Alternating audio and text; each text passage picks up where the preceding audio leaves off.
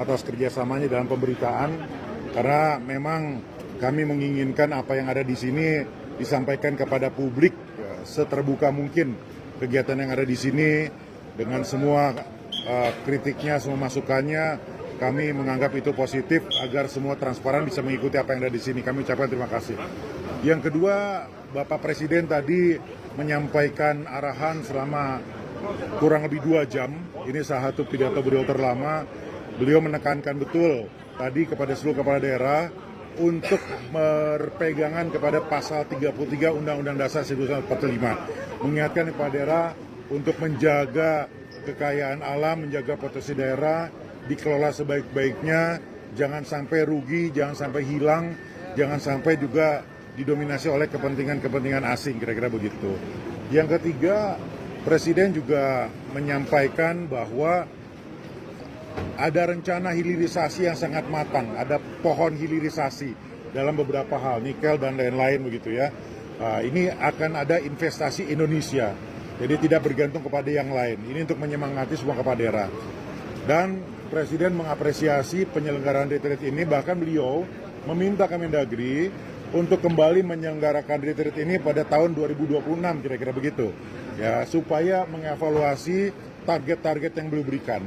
Ya, kata beliau supaya kita semua jangan omon-omon saja. Supaya terbukti bahwa Presiden tidak omon-omon kepada tidak omon-omon, maka 2026 kita targetkan ada retreat lagi, mengevaluasi lagi semua angka-angka dan capaian-capaian tadi.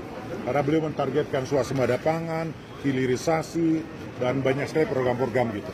Kira-kira begitu. Jadi beliau, ya, dan memang 2 jam itu beliau menghabiskan 2 cangkir kopi, ya, karena beliau paham segera Jumatan, ya beliau menghentikan begitu ya. Tapi kalau alokasikan waktu lagi, kalau waktunya lebih fleksibel, pasti bisa 3 cangkir kopi, bisa lebih panjang.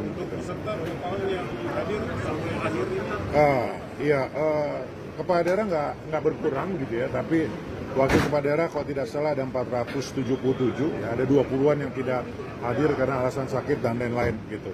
Dan kepala daerah berapa Pak akhirnya Pak? Masih sama, 493.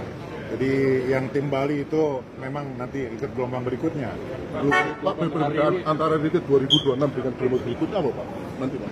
Ya, targetnya nanti mengevaluasi apa yang sudah ditargetkan tercapai atau tidak. Alasannya apa? Jadi semua harus berdasarkan angka-angka. Antara 2026 akhir atau 2027, kira-kira begitu. Berarti pesertanya masih sama? Seperti hari ini? Masih sama, bisa masih sama. Ya, nanti mungkin kepala daerahnya saja. 8 hari ini ada evaluasi nggak? Ya? Apa yang kurang dan lebih dari Evaluasinya adalah memang waktunya padat sekali. Ya, seharusnya semua menteri berbicara gitu. Tetapi yang positif adalah kita melihat kepada itu semakin akrab. Presiden tadi juga senang. Beliau melihat, merasakan, mendapatkan laporan peserta ini makin akrab satu sama lain. Nah, itu diperlukan untuk sinergi ke depannya. Pak, susulan kapan Pak? Ya? Retreat susulan kapan? Bukan susulan, gelombang kedua, dan kemungkinan besar tidak di sini. Kemungkinan besar di Jakarta dengan format yang jauh lebih simpel. Tapi tahun ini Pak? Gelombang kedua. Oh iya, pasti tahun ini. Ya gelombang berikutnya ya setelah Lebaran lah, kira-kira begitu. Untuk retret evaluasi Pak dari Presiden ada kasih info nggak konsekuensinya apa kalau nggak mencapai target? Apa itu? Hari ini. Belum ya. 2026 berarti tetap di sini atau Ya, yang 2026? ya kalau skalanya seperti ini ya kemungkinan di sini karena teman-teman udah nyaman ya dengan biaya yang minim. Dengan fasilitas seperti ini, ya teman-teman sudah nyaman, cocok lah. Gitu. Berarti untuk pembekalan selain dari sini ke Lemhanas atau Kemendagri tidak akan ada lagi? Nggak ada lagi ya, kecuali teknis dari kementerian. Tapi yang resmi di awal dari Lemhanas Kemendagri ini sudah nggak ada lagi. Hemat ya. Kesertaannya nanti Ya, cukup ya. terakhir ini sehat dan sakitnya tuh sudah ada evaluasi. Oh sudah, Gubernur Aceh yang sempat beristirahat di rumah sakit sudah aktif lagi. Ya semua, ada beberapa istirahat di tenda tapi tidak ada yang berat lah. Cukup ya, teman-teman. Ya. Ya boleh saja, tapi dipastikan tidak seremoni. Itu arahan Presiden. Retret boleh untuk kepala dinas, tapi tidak seremoni. Fokus kepada kolaborasi, sinergi, dan pemahaman visi misi, cita dan gagasan kepala daerah. Jadi menghindari seremoni. Sempat ada informasi bahwa efisiensi akan mencapai 800 triliun nanti Pak. Jadi begini, Presiden mengingatkan lagi, efisiensi ini tidak untuk menghilangkan yang dibutuhkan, tidak untuk menggeser kesehatan, pendidikan, infrastruktur yang penting, tidak. Ya, efisiensi ini untuk hal-hal yang betul-betul pemborosan. Nah, itu Kementerian Dalam Negeri sudah menjabarkan itu secara teknis, yang dianggap pemborosan apa saja. Dan kita akan memonitor itu. Kita akan memonitor itu melalui SIPD dan melalui pemerintah provinsi semua. Pokoknya kita lebih ketat lagi nih untuk mengevaluasi APBD teman-teman.